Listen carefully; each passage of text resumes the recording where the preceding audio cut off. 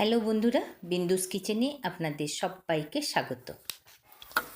আজকে আমি বিকেলের একটা স্ন্যাক্স রেসিপি নিয়ে আপনাদের কাছে হাজির হয়েছি, ভেজিটেবল চপ।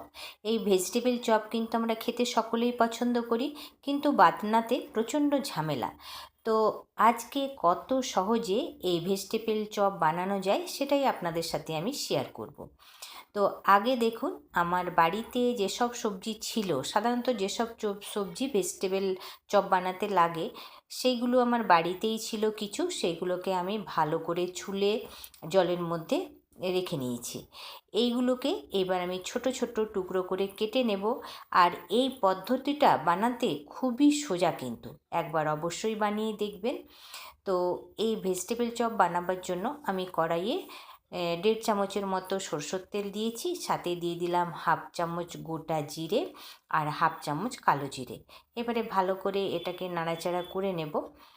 এই রকমভাবে অবশ্যই একবার বানিয়ে দেখবেন, বানাতেও যত সোজা, খেতেও কিন্তু ততটাই ভালো। 1 চিমটি হলদি দিয়ে দিলাম যাতে সবজিগুলো তেলটা না ছিটকায়। এবার আমি কেটে রাখা সবজিগুলো কড়াইয়ের মধ্যে দিয়ে দিচ্ছি।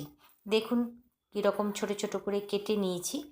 সমস্ত সবজিগুলো আমি দিয়ে দিচ্ছি। এই সবজিগুলোকে আগে একটুখানি আমি হালকা করে নাড়াচাড়া করে নেব। এই রকমভাবে চপ বানাতে কিন্তু কোনো ঝামেলা নেই। এবারে দেখুন হালকা করে নাড়াচাড়া করে নিয়ে এর মধ্যে এখন আমি দিয়ে দিচ্ছি হলদি। হলদিটা কিন্তু না দিলেও চলে, আমি একটু দিয়ে দিলাম, আপনারা না চাইলে নাও দিতে পারেন। দিয়ে দিলাম স্বাদ মতো নুন আর একটুখানি চিনিটা দেব, হালকা মিষ্টি হবে চপটা, খেতে কিন্তু খুব ভালো হবে। দিয়ে দিলাম 1/2 চামচের মতো ধনে গুঁড়ো আর সাথে দিয়ে দিলাম কিছু কাঁচা লঙ্কা। ঝালটা কিন্তু আপনারা দেখে বুঝে দেবেন। আবারও কিছুক্ষণ এটাকে আমি নাড়াচাড়া করে নেব। একটুখানি নাড়াচাড়া করে নিলাম। এইবারে এর মধ্যে আমি দিয়ে দিচ্ছি গ্রেট করে নারকেল। আমি ঘরে থাকা উপকরণ দিয়েই আজকে আমি এই ভেজিটেবল চপটা বানিয়ে আপনাদের কাছে শেয়ার করছি। আমার রেসিপিটা যদি আপনাদের ভালো লাগে তাহলে বিন্দুস কিচেনকে লাইক সাবস্ক্রাইব অবশ্যই করবেন। আর আমার মতো করে একবার বানিয়ে দেখবেন যে কত সোজা আর কত টেস্টি হবে এই ভেজিটেবল চপ। এখন দিয়ে দিলাম 1 মুঠো মটরশুঁটি, সাথে দিয়ে দিচ্ছি আমি একটু গ্রেট করা আদা। এইবারে এর মধ্যে জল দিয়ে দিচ্ছি, এগুলোকে নাড়াচাড়া করে নেব। নাড়াচাড়া করে এটাকে এখন আমি মিনিট 5-7 মতো এটাকে সিদ্ধ হতে দেব। এই কাজটা কিন্তু দুপুরে দুপুরে করে রাখলেও হয় বিকেলে চপটা বানাবার জন্য। এবার আমি ঢেকে এটাকে 5-7 মিনিট সিদ্ধ হওয়ার জন্য রাখছি। 5-7 মিনিটের মতো হয়ে গেছে, আমি ঢাকা খুলে এবারে দেখে নিচ্ছি। জল তো একটু রয়েছে, এবার আমি আগে একবার নাড়াচাড়া করে নিচ্ছি, দেখে নিচ্ছি কীরকমভাবে আলুটা সিদ্ধ হয়েছে। বাকি সব তো সিদ্ধ হয়েই যাবে। এইবারে এখন আমি দিয়ে দিলাম গরম মশলা।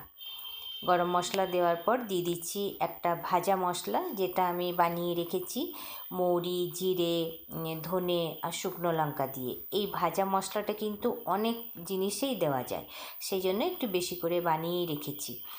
আবারও খুব ভালো করে একবার সমস্তগুলো মিলিয়ে নিচ্ছি।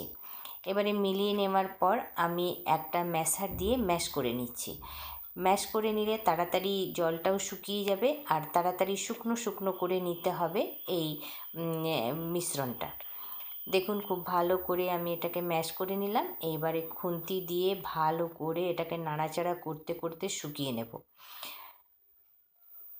খুব সুন্দর একটা গন্ধ বেরিয়েছে। দেখুন আমার পুরোটা ম্যাশ করা হয়ে গেছে, শুকিয়েও এসছে, কিন্তু একটু দিয়ে দিচ্ছি এর মধ্যে আমি ধনেপাতা, যাতে চপের টেস্টটা ভালো হয়।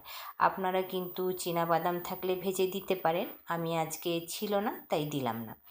এটা হয়ে গেছে, এটা এবার আমি একটা থালার মধ্যে নামিয়ে নেব ঠান্ডা করার জন্য। একটা থালার মধ্যে নামিয়ে নিয়েছি, ঠান্ডা হয়ে গেছে। এবার আমি চপগুলো গড়ে নেব। তো চপগুলো দেখুন কিছুটা আলুর পুর আমি নিয়ে নিচ্ছি। এবারে এইটাকে ভালো করে একটা ভেজিটেবল চপের শেপ দিতে হবে।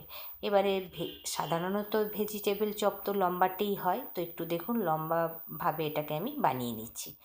আর একটু বড় বড় সাইজেই রেখেছি।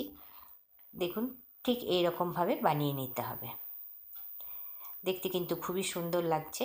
আবারও আপনাদেরকে একটা বানিয়ে দেখে নিচ্ছি। সেম পদ্ধতির কিছুটা পুর নিয়ে নিচ্ছি হাতে, আবার ওটাকে লম্বাটে করে এটাকে বানিয়ে নেব।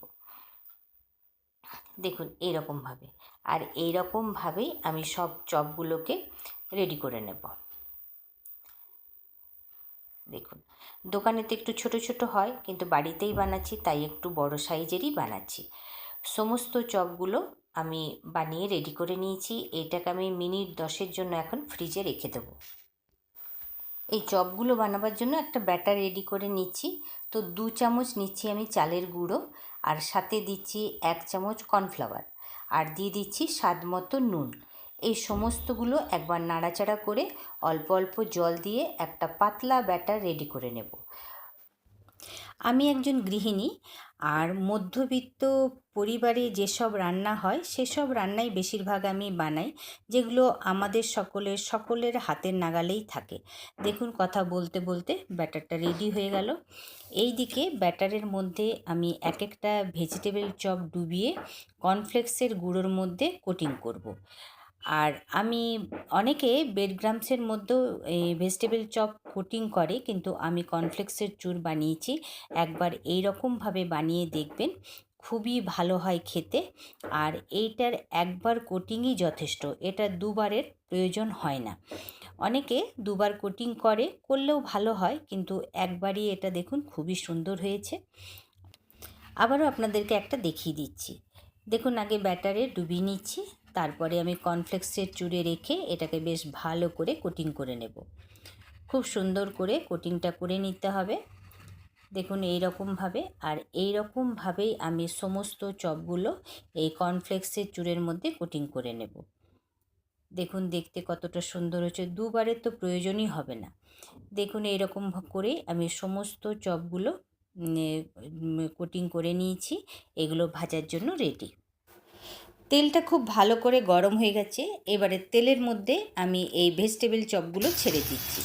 অতগুলোই চপ দেব যতগুলো খুব ভালো করে ভাজা যায়। আর চপগুলো দেওয়ার পর সাথে সাথে নাড়াচাড়া করব না, কিছুক্ষণ পর এগুলোকে নাড়াচাড়া করব, উল্টে পাল্টে একদম গোল্ডেন ব্রাউন করে ভেজে নেব।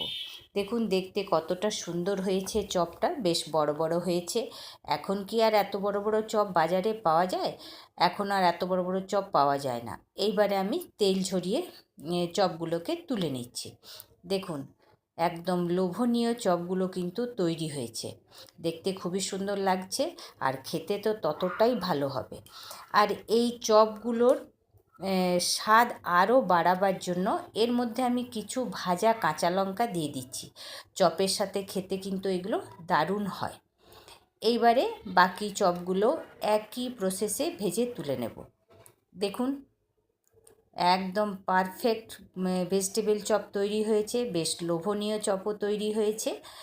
তাহলে আমার এই রেসিপিটা আপনাদেরকে শুরু থেকে শেষ অবধি দেখার জন্য অনুরোধ রইল। এবারে আমি সার্ভ করছি সসের সাথে। এটা কিন্তু মুড়ির সাথে, চায়ের সাথে, এমনি ওটা কিন্তু খেতে খুব ভালো হয়। সাথেই কাঁচা লঙ্কা, খেতে কিন্তু দুর্দান্ত লাগবে। তাহলে বন্ধুরা একবার অবশ্যই এরকমভাবে বানিয়ে দেখবেন, আর বানাবার পর কেমন লাগলো অবশ্যই জানাবেন। ভালো থাকবেন, সুস্থ থাকবেন।